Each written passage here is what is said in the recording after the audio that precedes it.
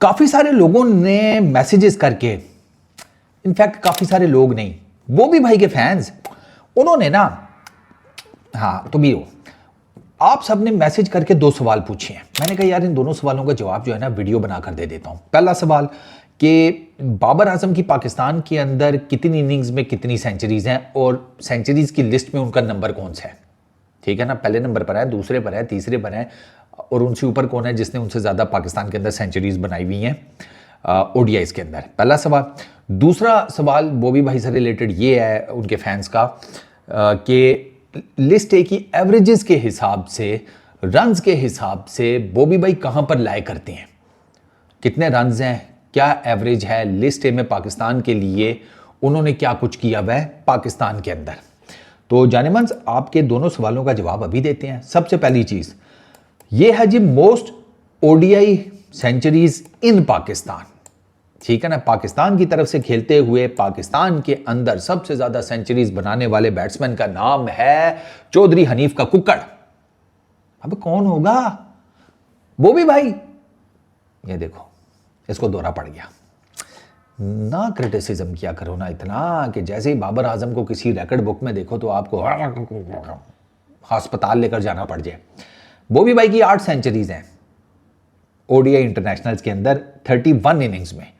Highest number of hundreds inside Pakistan for Pakistan.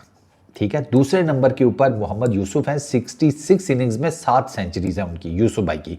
तीसरे number के ऊपर one of my favourite batters, क्या जालिम किस्म का टुल्लर था, मतलब भाई साहब, लेकिन टुल्ले भी ऐसे मारते थे अन्य वाह नहीं, वेल कैलकुलेटेड।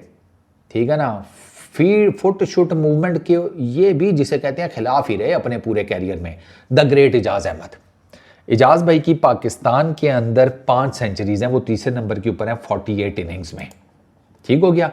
अब आते हैं हाईएस्ट एवरेजेस या रन्स के हिसाब से लिस्ट ए के अंदर, और इसमें मिनिमम हम 50 इनिंग्स कंसिडर करेंगे। ठीक है, इस लिस्ट में ओहो अच्छा ये क्या, इस लिस्ट में भी बाबर आजम टॉप पर है। ओहो कोई बात नहीं, सुन लो अब क्या हो सकता है। बॉबी भाई highest averages in list A लेकर बैठे हुए हैं। ठीक है, मिनिमम 50 इनिंग्स में, और रन्स भी उनके बाय द वे सबसे ज्यादा है 203 इनिंग्स। ठीक है, 9613 runs, batting average 53.70, strike rate 86.24। Second number के ऊपर खुरम मंजूर है कराची के। खुरम भाई, खुरम डोमेस्टिक क्रिकेट में बहुत तगड़े बैट्समैन थे, बहुत तगड़े। ठीक है ना, और हाँ वो ये वही वाले हैं ना जिन्होंने डेल स्टेन को चुम्मी दी थी, याद नहीं तुम लोगों को? हाँ, खुरम भाई का हेयर स्टाइल और उनकी बैटिंग, क्या बात है। 2 ही बंदों का हेयर स्टाइल देखा है। चलो एक छोटी सी बात, एक वहीद मुराद का, दूसरा खुरम मंजूर का, डिट्टो कॉपी एक दूसरे के। वहीद मुराद भाई दी क्रिकेट नहीं खेलते थे, फिल्म स्टार थे। खुरम मंजूर की 165 इनिंग्स, 7922 रन, 53.52 की बैटिंग एवरेज, 85.06 का स्ट्राइक रेट लिस्ट ए में, ब्रिलियंट। शान मसूद, तुम लोग पूछते हो ना फारूक भाई, आप कहते हैं कि शानी भाई को वो कम से कम ओडीआई में चांस मिलना चाहिए, दो के मैं तो यकीन करो T20 में भी चांस देने के फेवर में हूँ। अबे शानी भाई का 2022 का वर्ल्ड कप नहीं यार तुम लोगों को, वर्ल्ड T20। खैर, तो शानी भाई को वाइट बॉल क्रिकेट में या ओडीआई क्रिकेट में तो कम से कम चांस मिलना चाहिए, दो के मिलेगा नहीं, उनको बस टेस्ट तक महदूद रख दिया गया है। 135 total number of innings, 6121 run, 52.31 की बैटिंग एवरेज, 83.76 का स्ट्राइक रेट। शान मसूद। चौथे नंबर पर सलीम इलाही हैं, 138 innings, 6277, 6277 total number of run, 52.30 की बैटिंग एवरेज। 5वें नंबर के ऊपर पता कौन है? विकेट कीपर बैट्समैन है। मैं इस लड़के को बहुत ज़्यादा रेट करता हूँ, हसीबुल्ला खान।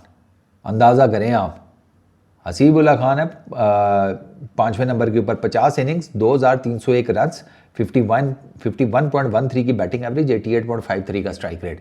इस लड़के का स्ट्राइक रेट सबसे बेस्ट है टॉप 5 में।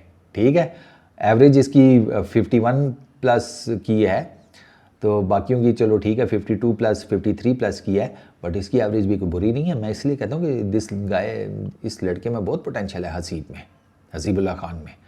इसको रेगुलर चांस दें, ये आपके लिए तगड़ा किस्म का ओडीआई का क्रिकेटर बनेगा इंशाल्लाह। तो बाकी इस लिस्ट में भी बॉबी भाई के क्रिटिक्स के लिए बुरी खबर के यहाँ पर भी बॉबी भाई टॉप पर ही हैं। आप जहाँ कहीं जाओगे ना, बॉबी भाई आपको टॉप पर ही नजर आएंगे।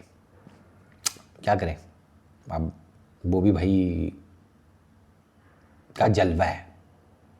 अब तुम लोगों को तो नहीं पसंद आएगा, लेकिन तुम लोगों के बीच में बैठकर तुमसे बातें करके और एक्स क्रिकेटर्स और उन सब के एनालिसिस तकरीबन 6-8 महीने सुनने के बाद मैंने इस बात का अंदाज़ा लगाया कि भाई साहब, इनमें से किसी की नीयत ही नहीं है बॉबी भाई को ठीक करने की। सिंपल। तो बॉबी भाई का दिफा नंगी तलवार से किया जाएगा।